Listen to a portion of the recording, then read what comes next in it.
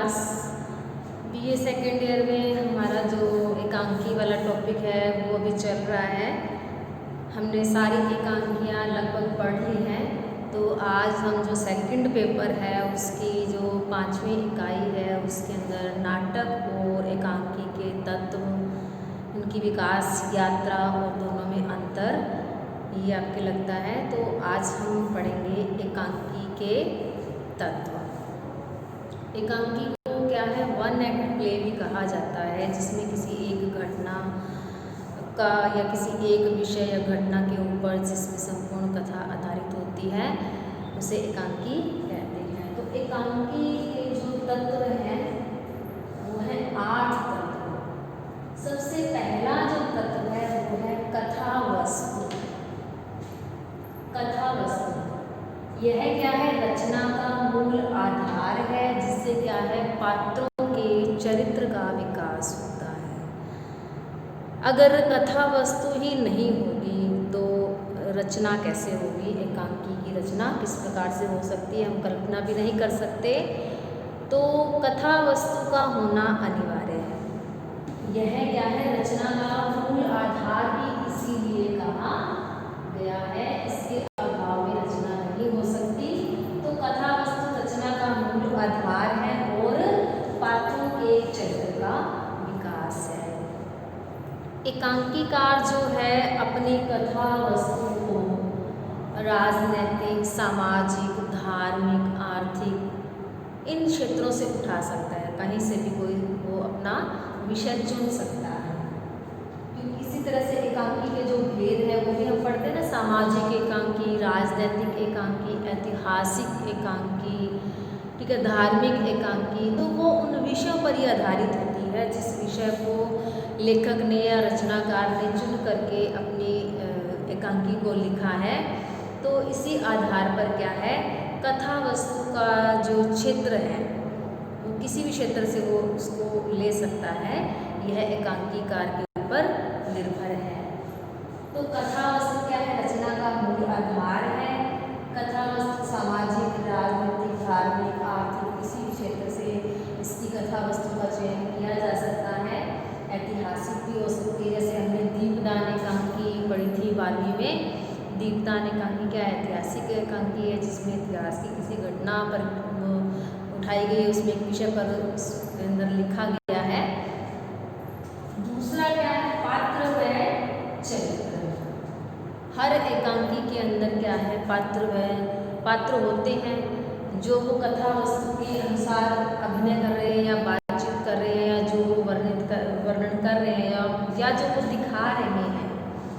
तो ये सब क्या है, कथा वस्तु को ही आगे बढ़ाते हैं कौन, पात्र, और जिनसे क्या है उनके चरित्र उजागर होते हैं, जो कि कथानक को मूर्त प्रदान करते हैं। कथानक क्या होता है, संवाद, क्योंकि पात्र क्या होते हैं, वो संवादों को बोलते हैं एकांकी के अंदर, मतलब वो बोल रहे हैं, अभिनय कर रहे हैं।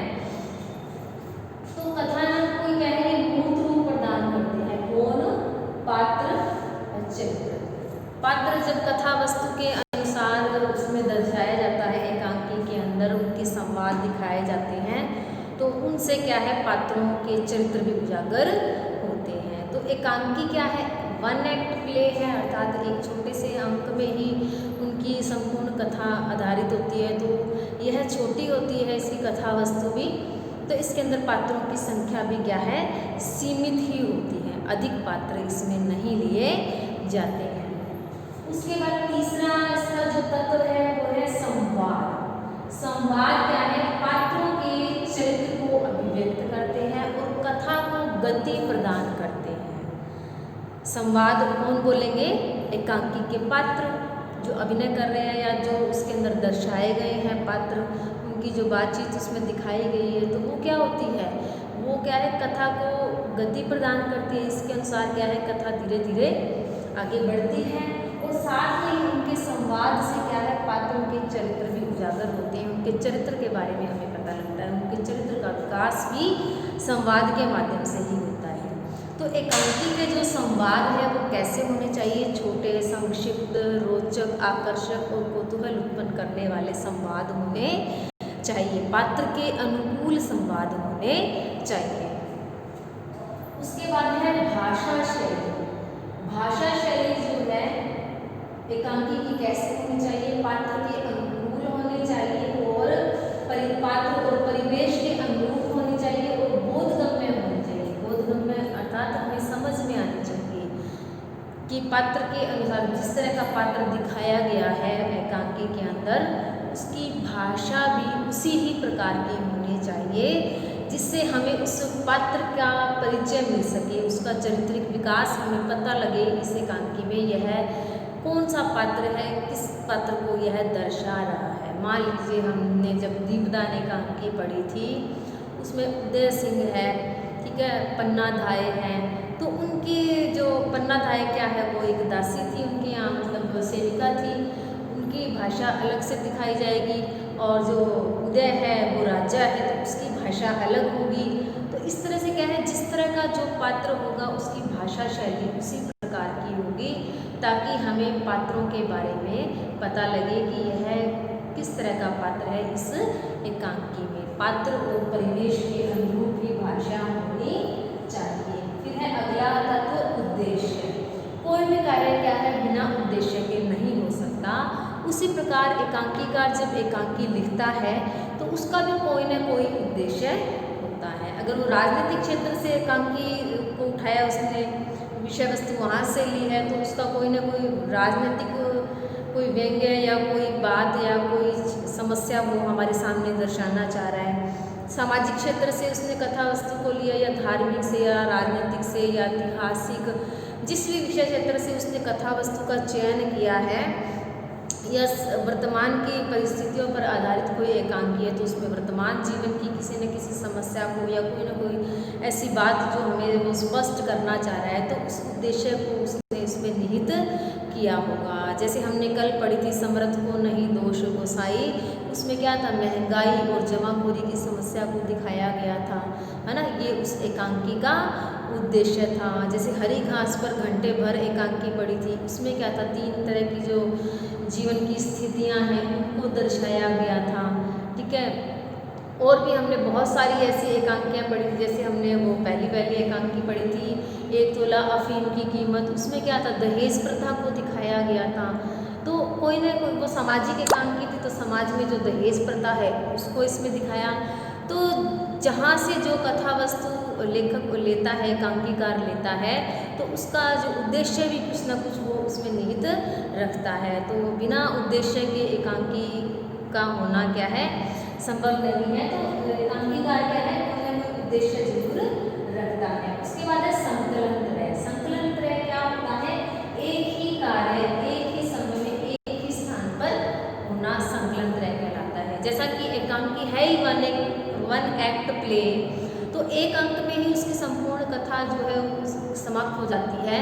तो एक समय में क्या है, एक ही घटना एक ही कार्य को इसमें दर्शाया जाता है। तो इसमें संकलन त्रय का भी पूरा ध्यान रखा जाता है, यह इसका महत्वपूर्ण तत्व भी माना जाता है। उसके बाद है अभिनयता। अभिनयता का होता है रंगमंच पर प्रस्तुत करना। एकांकी जो होती है उसको क्या है, रंगमंच पर प्रस्तुत किया जाता है, क्योंकि वो छोटी सी एक घटना पर आधारित होती है, उसमें पात्र भी सीमित होते हैं, उसकी कथा वस्तु भी सीमित होती है, तो उसे मंच पर अभिनय करना बहुत ही आसान होता है। तो रंगमंच की दृष्टि से ही एकांकियों को लिखा जाता है। तो अभिनेता क्या है, इसका महत्वपूर्ण तत्व माना गया है। जो एकांकी जितनी अभिनय की दृष्टि से श्रेष्ठ होगी उतनी ही वह एकांकी भी श्रेष्ठ होगी। उसके बाद है अंतर्द्वंद। अंतर्द्वंद क्या होता है, हृदय में परस्पर विरोधी भाव जो होते हैं। जैसे मैंने आपको 1 तोला अफीम की कीमत एकांकी पढ़ाई थी, उस एकांकी में क्या है था कि जब उसके पिता अफीम लेने चले जाते हैं और फिर पीछे से क्या है, वो आत्महत्या करने के बारे में सोच रहा है, तब क्या है उसके मन में एक अंतर्द्वंद चल रहा है कि वह आत्महत्या करे कि ना करे। अगर वो कर लेगा तो उसके पिता को पुलिस पकड़ लेगी, वो यह भी सोच रहा है। इसके लिए वह सोचता है तो फिर वह पत्र लिखता है कि मैं अपनी मर्जी से कर रहा हूँ, मेरे पिता को कोई किसी तरह का कष्ट ना दे। इस तरह से उसके मन में अंतर्द्वंद चल रहा है, अपने मतलब बारे में भी सोच रहा है कि मेरे पिता ऐसे क्यों कर रहे हैं, मैं पढ़ा लिखा हूँ और मेरी एक अनपढ़ लड़की से मेरे पिता विवाह कराना चाहते हैं। और वह शिक्षित युवा है और उसके बारे में भी वह सोच रहा है कि इतना पढ़ा लिखा होकर के मैं ऐसा कदम उठा रहा हूँ तो लोग बाद में क्या कहेंगे कि पढ़े लिखे लोग भी आजकल इस तरह के गलत कदम उठा लेते हैं। तो उसके मन में एक अंतर्द्वंद चल रहा है। इसी तरह से अकाल पुरुष और अजंता की नर्तकी एकांकी मैंने पढ़ाई थी आपको, उसमें भी क्या था, वो प्रभा जो थी वो क्या कर रही थी, जब उसका मुनि आया था तो उसने अपने मन में ही क्या है एक छवि बना ली, हजारी लाल को उसने मुनि समझ लिया और अपने मन में उसके चलता रहा कि वो ऐसे कह रहा है, मेरे पति को ऐसे कह रहा है, मेरे पति को भड़का देगा और मेरा पति मुझे छोड़ देगा। इस तरह की जो उसके अंदर डर की भावना आ जाती है, तभी तो उनके दोनों के बीच में आपस में क्या होने लग जाते हैं, विरोध होने लग जाते हैं, दोनों आपस में रोज़ लड़ने लग जाते हैं। तो इस तरह से क्या है कि ये अंतर्द्वंद ही जो होता है जो कि एकांकी को रोचक, आकर्षक और कौतूहल उत्पन्न करने वाला बना देता है। हमारे मन में ये हो जाता है कि हाँ अब आगे क्या होगा, अब ये ऐसी स्थिति उत्पन्न हो जाती है। तो वो अंतर्द्वंद की स्थिति होती है जब उसमें 1 तोला अफीम की कीमत में भी वो जो आत्महत्या कर रहा था, तो उसके मन में भी जब ये सब चल रहा था, तो जब हम पढ़ रहे थे एकांकी तो हमारे मन में यही हो रहा था कि पता नहीं अब आत्महत्या करेगा कि नहीं करेगा, कि ये इसके पिता आ जाएंगे, इसको कोई बचाने आ जाएगा क्या, है ना। एक तरह से कौतूहल सा उत्पन्न हो जाता है कि ये कैसी स्थिति आ गई है अब। तो ये अंतर्द्वंद ही होता है जो व्यक्ति के हृदय में परस्पर विरोधी भावों को उत्पन्न करते हैं। 2 भाव है कि ऐसा करना है नहीं करना है, एक ही चीज़ को लेकर के व्यक्ति जब सोचता है तो वो अंतर्द्वंद की स्थिति होती है। तो ये अंतर्द्वंद कितनी ही एकांकियों में हमने पढ़ा है, देखा है अब तक जो मैंने आपको एकांकियाँ पढ़ाई है। जैसे कल ही मैंने आपको पढ़ाई थी कमल और कैक्टस एकांकी। उसके अंदर क्या था, जब वो दोनों रमेश और धीरज की संगत में जो पड़ गया था प्रताप, वो क्या है दोनों के दोनों क्या सोच रहे थे, जब जेल में होते हैं तो वो यही सोच रहे होते हैं कि हमने हमारे माता पिता के साथ क्या किया, अपने पुराने जीवन के बारे में सब याद कर रहे होते हैं। सब बातें उसको याद आती है कि मैंने पढ़ लिख करके मैंने क्यों इतना गलत कदम उठा लिया। अपने मन में वो विचार कर रहा है, अपने मन से ही वो लड़ रहा है, अपने अंतर्द्वंद में वो उलझा हुआ है। और जब जेल के अंदर क्या करता है, वो दीवारों से सिर पटकने लग जाता है कि मैंने अपने माता पिता के साथ बहुत बुरा किया। तो ये अंतर्द्वंद ही जो होता है, परस्पर विरोधी भाव ही होते हैं जो एकांकी को रोचक, आकर्षक बनाते हैं। तो ये अंतर्द्वंद इसका क्या है, अंतिम तत्व माना गया है। तो इस प्रकार से एकांकी के कितने तत्व होते हैं, 8 तत्व होते हैं। कथा, वस्तु, पात्र चरित्र, संवाद, भाषा शैली, उद्देश्य, संकलन त्रय, अभिनेता और